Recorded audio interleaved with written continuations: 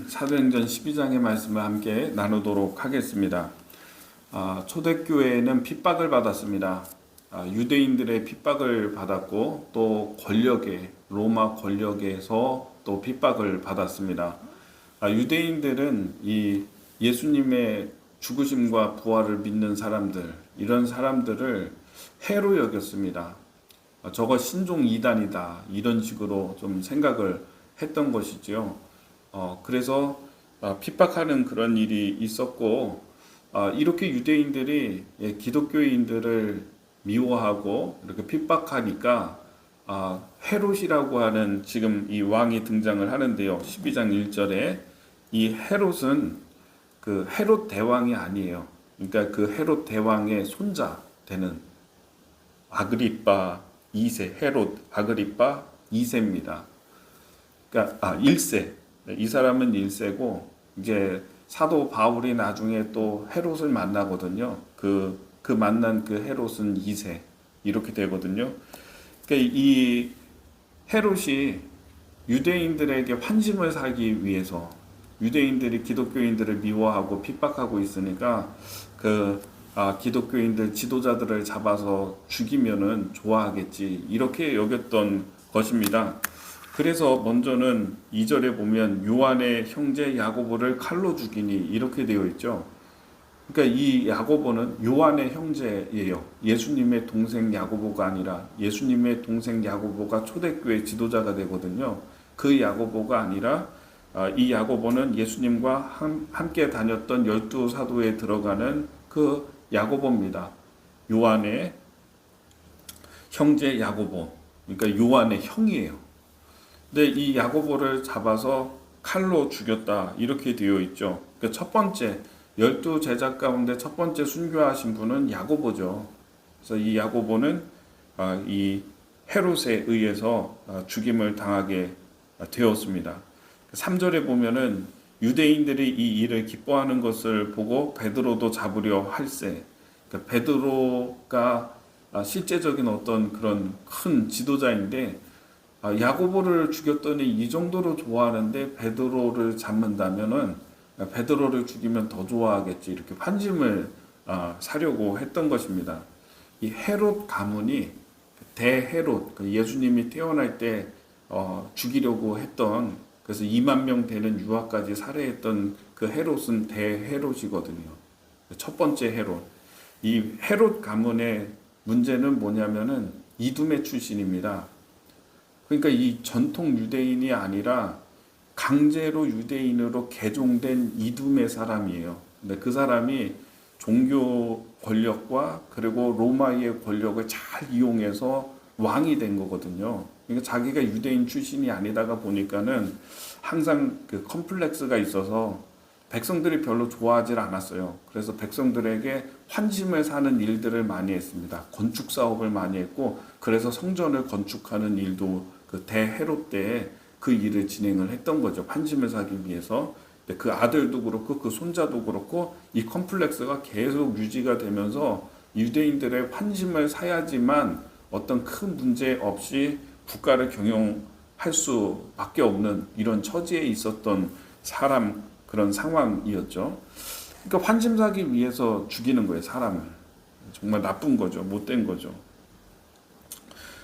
그래서 이번에는 베드로를 잡았습니다. 베드로 잡는 일 어려운 일 아닙니다. 항상 다니면서 설교하고 그러면은 유대인들에게 핍박받고 이런 거거든요. 그 이전에서도 보면은 베드로가 계속 공회에서 잡히잖아요. 그래서 변론하고 하는 일들이 있잖아요.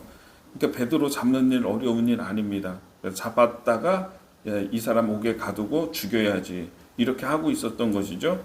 그래서 6월절이 지나면, 명절이 지나면은 그러니까 끌어내서 죽이겠다 하고 있었어요. 5절에 보면은 이에 베드로는 옥에 갇혔고 교회는 그를 위하여 간절히 하나님께 기도하더라. 교회가 할 수 있는 일은 무슨 일이 있겠습니까? 이런 상황 가운데에서 뭐 헤롯에게 끈을 대서 누구에게 뭐 선을 대서 뭐 살려달라 뭐 이렇게 요청할 수 있는 일도 아니었을 것이고, 교회가 할 수 있는 일은 항상 시련 앞에서, 고난 앞에서 기도하는 일이었습니다. 간절하게 하나님께 기도했다 이렇게 되어 있어요.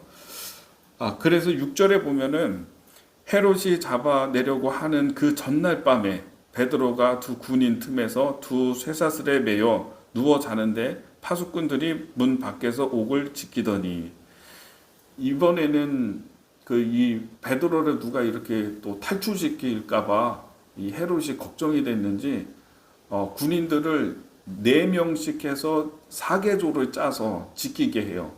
파수를 세우고 자는데 양 옆에 또 이 파수꾼을 두어서, 군인을 두어서 지키게 하고 쇠사슬로 묶어놨습니다. 옥에 가뒀을 뿐만 아니라 문을 잠갔을 뿐만 아니라 내패로 사람들로 이 교대로 지키게 하고, 그리고 이 옆에서 군인들이 같이 잤다는 거거든요. 지금 착고도 채워지고 있고, 이건 가능성이 없는 거 아니에요? 이건 탈출이라고 하는 거는 꿈도 못 꾸게 된 겁니다. 옆에 군인이 두 사람이 지금 양옆에서 자고 있는 상황인데 어떻게 도망가거나 또 탈출을 하거나 할 수 있겠습니까? 가능성이 없다라고 하는 것이죠. 그런데 그 잡아서 죽이려고 하는 그 전날 밤에, 여기 이렇게 돼 있어요. 그 전날 밤에, 그죠? 헤롯이 잡아내려고 하는 그 전날 밤에, 하나님의 때는요, 이런 하나님의 때가 있어요. 그 전에 호련히, 7절에 호련히 주의 사자가 나타나매 옥중에 광채가 빛나며 또 베드로의 옆구리를 쳐 깨워 이르되 급히 일어나라 하니 쇠사슬이 그 손에서 벗어지더라. 하나님의 역사가 시작이 되는 것입니다. 갑자기입니다. 호련히 하나님의 때입니다. 우리는 이런 상황에서 뭐 잡혔을 때에 시간이 많이 있다고 한다면은 하나님이 빨리 여기서 역사를 해주시지. 그가 감옥에 들어갔으니까 들어갔을 때 그 순간에 지금 하나님이 손을 써주셔야지, 이런 생각을 하게 됩니다. 하나님 지금 3일밖에 안 남았습니다. 하나님 4일밖에 안 남았습니다 하면서 우리의 마음에 급해가지고 그렇게 역사하시려면 지금 하셔야죠. 지금이 때죠. 이렇게 얘기를 하는데 하나님의 때가 있어요. 하나님은 그 전날 밤에 하시는 거예요. 전날 밤에. 그 일이 일어나기 그 전날 밤에 지금 하나님이 주의 천사를 보내서 주의 사자가 베드로에게 나타나서 광채가 있었고 베드로가 자고 있었습니다. 자고 있으니까 툭툭 쳐서, 발로 툭툭 쳐서 일어나 이렇게 깨웠다는 것이요. 그래서 베드로가 황급히 일어나니까 그때 손에 착고가 풀렸다 이렇게 되어 있고, 천사가 친절하게 이야기합니다. 띠를 띄어라. 옷에 띠를 띠고 신발을 신어라. 그 와중에도요. 그 와중에도, 이 기적이 일어나는 이런 와중에도 천사가 친절하게 순서를 알려주고 신발 신어, 띠를 띄어, 그리고 나를 따라와, 겉옷도 챙겨, 이렇게 얘기해요. 천사가 이르되 띠를 띠고 신으라 하거늘 베드로가 그대로 하니 천사가 또 이르되 겉옷을 입고 따라오라 한대. 겉옷 챙겨. 그래서 겉옷을 입고 따라가는데 파수꾼들이 지킬 게 아니겠습니까? 첫 번째 파수를 지나고 두 번째 파수를 지나고 쇠문이 저절로 열리더라 이렇게 됐어요. 10절에 보면은 10절에 보겠습니다. 이에 첫째와 둘째 파수를 지나 시내로 통하는 쇠문이 이르니 문이 저절로 열리는지라 나와서 한 거리를 지나매 천사가 곧 떠나더라 이렇게 되어 있습니다. 문이 열리고 시내로 가는 그 문이 열리고 나가니까 천사는 떠났다. 그 이후의 말씀에 보면 베드로가 성도들이 기도하고 있는 그곳으로 갑니다. 그 집으로 들어가서 문을 두드리는데 문을 열어주지를 않습니다. 당신은 누구입니까? 네, 베드로입니다. 그랬더니 로데라고 하는 아이가, 그럴 리가 없습니다. 베드로는 옥에 갇혔는데 여기 있을 수가 없습니다. 그러면서 천사인 줄 알죠. 이 일련의 모든 이 과정을 보면은요, 어떤 걸 얘기하고 있냐면은 중보기도의 능력과 기도의 힘을 우리는 이 말씀을 통해서, 이 과정을 통해서 깨닫게 됩니다. 기도의 능력이 있습니다. 성도들은 교회에서 기도하고 있고 또 베드로는 지금 옥에 갇혀 있습니다. 공간적으로 분리가 되어 있고 거리가 멀어요. 여러분, 그래도 하나님이 역사하시는 것입니다. 하나님께는 공간의 제한이 없기 때문에 내가 이 자리에 있다 할지라도요, 우리의 자녀를 위해서 기도하거나 우리의 형제를 위해서 기도하거나 어떤 교인을 위해서 기도할 때에도요, 나는 공간적인 같이 함께 할 수는 없지만은요, 그러나 하나님은 그와 함께 하실 수 있거든요. 하나님께는 이런 제한이 없거든요. 공간의 제한이. 그러니 우리는 우리의 자녀를 위해서나 다른 누구를 위해서, 소중한 사람들을 위해서 기도할 수 있다는 것이죠. 우리가 기도하게 되면 하나님이 역사하십니다. 하나님께서 제한 없이 오늘 이 베드로가 옥에 갇혔을 때 이 일에 하나님이 개입하시고 역사하신 것처럼 우리도 하나님 우리의 자녀에게, 우리의 소중한 사람에게, 우리의 남편에게, 아내에게 하나님 개입해 주십시오. 그 일에 대해서 이렇게 기도를 해야 하는 것이죠. 지금 중보 기도에 대해서 좀 잘 알려주시는 그런 성경의 말씀인데요.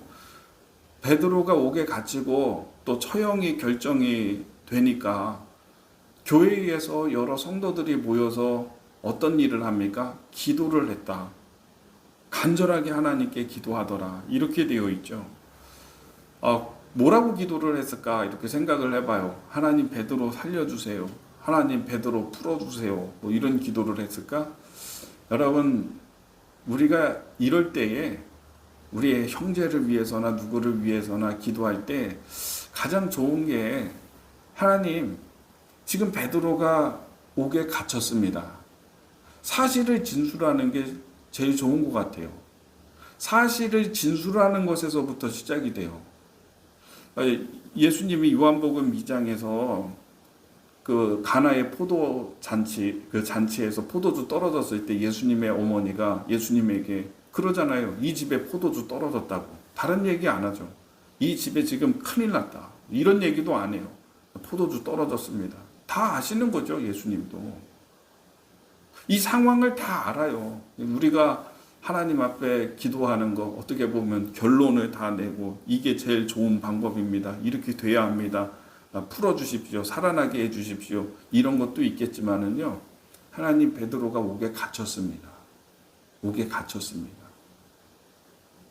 지금 처형하려고 합니다. 하나님 포도주 떨어졌습니다. 예수님 앞에 나온 수로보니게 여인이 했던 기도도 내 딸이 흉악한 귀신에 들렸습니다. 지금 있는 현실과 상황을 그대로 얘기하는 거죠. 지금 이렇습니다. 이렇게 됐습니다.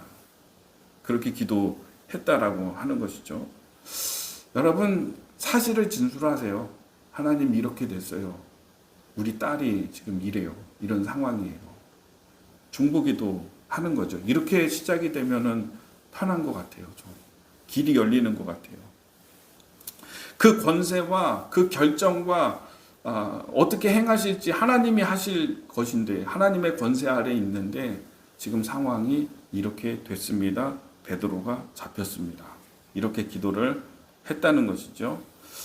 하나님의 역사가 나타나고 하나님이 개입하시고, 여러분 이렇게 우리가 소중한 사람 그리고 성도들 위해서 기도하잖아요. 그 마음에 사랑의 마음이 있기 때문에 그래요. 사랑하는 마음, 하나님 나라를 사랑하는 마음, 이런 마음이 있기 때문에 이 마음 가운데 이 중보 기도에는 역사하는 힘이 강한 겁니다. 자녀를 위해서나 가족을 위해서 중보 기도하는 그런 능력이 여러분에게 있게 되기를 바라고요. 이런 사랑의 마음으로 기도하는 기도 가운데 하나님의 역사하시는 강력함이 있다는 사실도 깨닫게 되기를 바랍니다. 저는 이제 기도를 여러 사람들을 위해서 기도하고 자녀를 위해서도 가족을 위해서도 교인들을 위해서 성도들을 위해서 기도하고 그러죠. 참 신기한 일이 많아요. 신기해요. 연결돼 있어요. 내가 이렇게 기도를 하는 사람들과는 연결이 돼 있나 봐요. 그래서 그분들에게 있는 일들을 하나님이 보여주시는 때가 많아요. 그런 때가. 성도들에 대해서도 그때 상황이 저런데 저런 상황이다라고 하는 것을 이렇게 보여주시고 알게 하시는 것 같아요. 특별히 우리 자녀들 같은 경우에는 더 긴밀함이 있잖아요. 그래서 그런지 우리 자녀에게 좀 어려운 일이 닥치거나 앞으로 닥칠 것이거나 그런 상황에 있으면은 얘기하지 않아도 이게 보여주세요.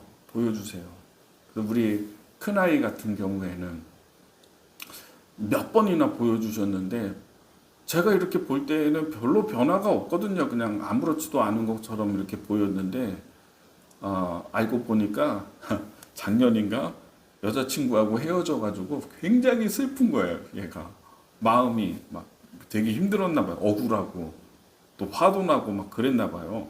말은 안 해요. 잘 말을 안 하는 그런 적이어서 얘기는 안 했는데 벌써 한 달 넘게 제가 그런 것들을 하나님이 보여주셔서 봤는데, 그러니까 이제 벌써 한 달 넘게 그런 마음 고생을 혼자 하고 있었던 것이거든요. 어느 날 얘기를 하더라고요. 어느 날 얘기하는데 나름대로 자기가 진짜 이 견디기 힘든 시간이었나 봐요. 인생에서 그게 그렇게 큰 사건, 뭐 그렇게 만나다가 헤어질 수도 있지 이렇게 여길 수도 있는데 나름대로는 되게 큰 그런, 대학 들어가고 못 들어가고 보다도 더 신경을 쓴 것 같아요.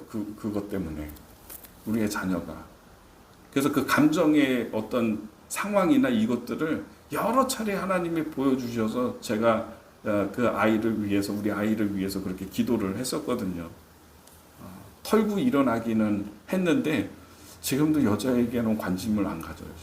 싫은가 봐요. 여러분, 우리 성도들 같은 경우에도 참 많이 있습니다. 그런 게, 저분이 지금 그런 상황에 놓여 있구나. 어떻게 기도를 해야 합니까? 그분을 위해서 어떻게 기도해야 됩니까? 그렇게 하게 됩니다.